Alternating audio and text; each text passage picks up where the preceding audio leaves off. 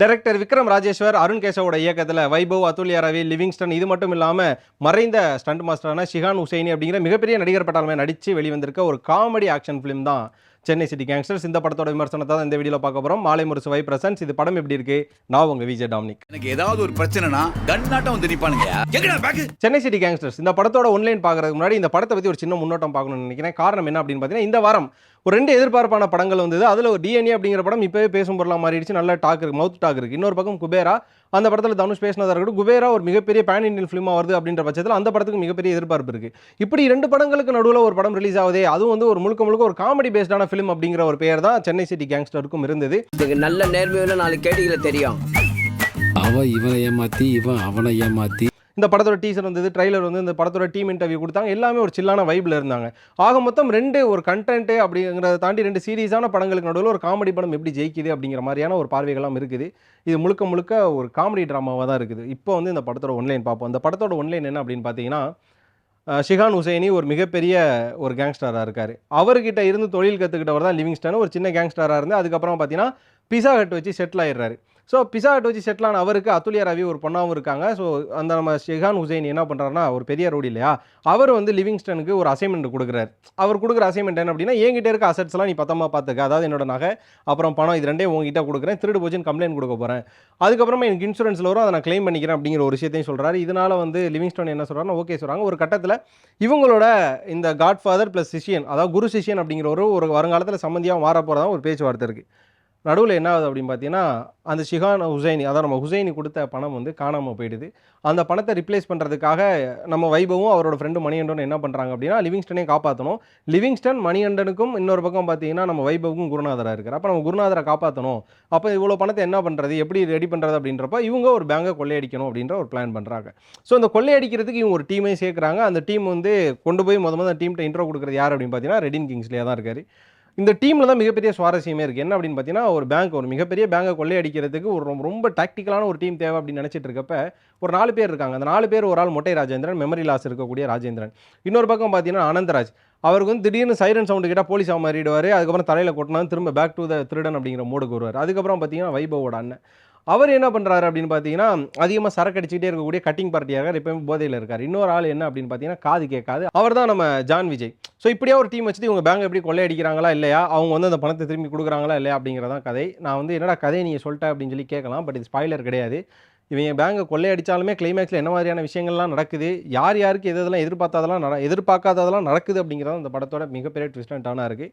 இதுதான் இந்த படத்தோட ஒன் லைனு ஃபுல் லைனு எல்லாமே. இந்த படம் எடுக்கப்பட்ட விதம், மேக் பண்ண விதத்தில் தான் இந்த படத்தில் டிஃப்ரென்ஷியேட் காட்டியிருக்காங்க. ஆரம்பத்துலேருந்து எண்டு வரைக்குமே பார்த்தீங்க அப்படின்னா, ஒரு சீரியஸான விஷயத்தில் காமெடி வைக்கிறதுல எப்பயுமே சுந்தர்சி வந்து மிக முக்கியமான ஒரு ஆளாக இருப்பார். அண்மையில் வந்து ஒரு கேங்கர்ஸ் அப்படிங்கிற ஒரு படம் கிட்டத்தட்ட இதே தான். பணத்தை கொள்ளையடிச்சு எல்லாரும் செட்டில் பண்ணணும் அப்படிங்கிற ஒரு இதம் இருக்கும், ஒரு விஷயம் இருக்கும். அதுக்காக சுந்தர்சி எப்படி ஒரு டீமை சேர்க்குற மாதிரி தான் டீம் வந்து முழுக்க வந்து ஃபன்னான டீம். வடிவேலா இருக்கட்டும், முனிஷ்காந்தா இருக்கட்டும், இவங்க காளையனா இருக்கட்டும், இவங்கெல்லாம் ஃபன்னாக இருக்கக்கூடிய ஒரு பர்சன். அவங்கள வச்சு எப்படி ஒரு மிகப்பெரிய ஆப்ரேஷன் அவர் முடிக்கிறாருன்னு இருக்குல்ல. ஸோ அந்த ஒரு விஷயம் தான் எனக்கு கிட்டத்தட்ட வந்து கேங்கர்ஸ் பார்த்த மாதிரியான ஒரு ஃபீலாக இருந்தது. அது வந்து அது வந்து கேங்கர்ஸு, இது சென்னை சிட்டி கேங்ஸ்டர்ஸ் அப்படிங்கிற மாதிரியான ஒரு விஷயம் தான். சரி, படம் அப்படியே நவருது. கொஞ்சம் நேரம் பார்த்தீங்கன்னா படம் எடுத்தோடனே வந்து ஒரு ஹீரோயினுக்கான ஒரு பாடல், ஒரு கமர்ஷியல் ஆஸ்பெக்ட்லேயே போகிறது, இது மாதிரியான விஷயங்கள் இருக்குது. அதுக்கப்புறம் பார்த்தீங்கன்னா சரி பிரேக்கில் ஏதோ ஒரு விஷயத்தை கொடுக்க போகிறாங்கன்னு சொல்லி பிரேக் எதிர்பார்த்துட்டு இருந்தால் அந்த சீன் இன்டர்வல் கிடையாது, அடுத்த சீன் தான் இன்டர்வல்னு சொல்லி அங்கே ஒரு படம் ஜம்ப் ஆகுது. சரி, செகண்ட் ஹாஃப்லேருந்து கதை விறுவிறுப்பாக போகும் அப்படின்ற பட்சத்தில் செகண்ட் ஹாஃப்லேயுமே கொஞ்சம் கதையில் வந்து தொய்வல் விழுக ஆரம்பிக்குது. அதுக்கப்புறம் எதிர்பார்த்தா அதே கவுண்டர்ஸ், இது மாதிரியான விஷயங்களோட இந்த படமும் முடியுது. ஆமா, இந்த ஆளு எதுக்கு நம்மளெல்லாம் கூப்பிட்டுக்கிறான்? டிஃபன் சாப்பிட்றதுக்கு சும்மா.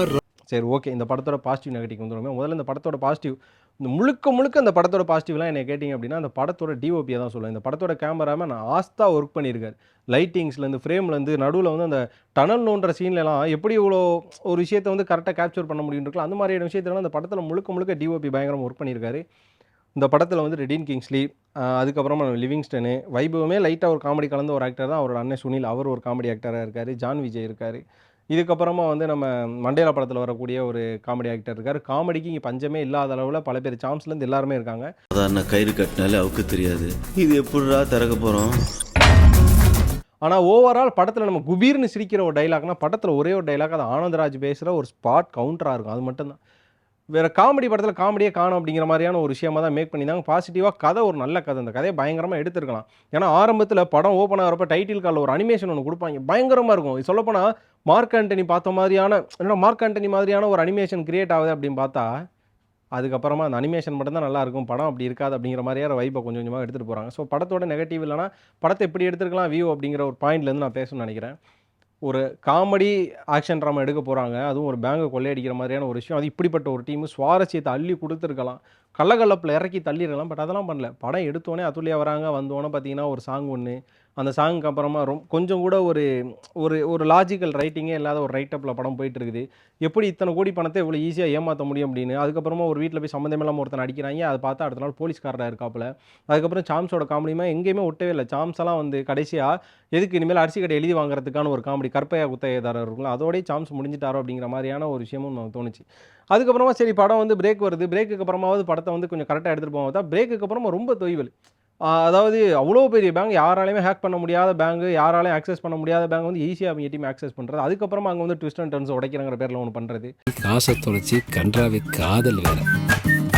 பாண்டி அந்த பணத்தை எடுத்துகிட்டு வந்ததுக்கப்புறமா அந்த பணம் திரும்ப கைக்கு மாறுறது, இந்த உசைனியை போட்டு தள்ள, இது மாதிரி எல்லா விஷயமே ஒரு நான் லாஜிக்கலாக எப்படி எடுக்க முடியும் அப்படிங்கிற ஒரு விஷயம். இது வந்து எங்கே மேக்கிங்கில் அவங்க ஆகுறாங்க அப்படிங்கிற ஒரு விஷயம் இருக்குது. அதுக்கப்புறமா அன்வான்டாக ஒரு கேரக்டர் உள்ளே கொண்டு வந்து ஒரு கேரக்டர் டக்குன்னு முடிச்சதெல்லாம் படத்தை இன்னும் லென்த்தியராக இன்னும் கொஞ்சம் கிரிஞ்சாக எடுத்துகிட்டு போன மாதிரி தான் இருந்துச்சு. ஒரு பாட்டு வருது, அந்த பாட்டு ஒரு சரியான அது எப்படி விட்டுறனே தெரியல. டி இமான் வந்து பேக்ரவுண்டு பயங்கரமாக போடுவார், பாட்டு பயங்கரமாக போடுவார் நமக்கு தெரியும். ஆனால் அது ரெண்டுமே இந்த படத்தில் இல்லை. ஒட்டவே இல்லை. பாட்டும் ஒட்டலை, லைட்டிங்ஸும் ஒட்டலை.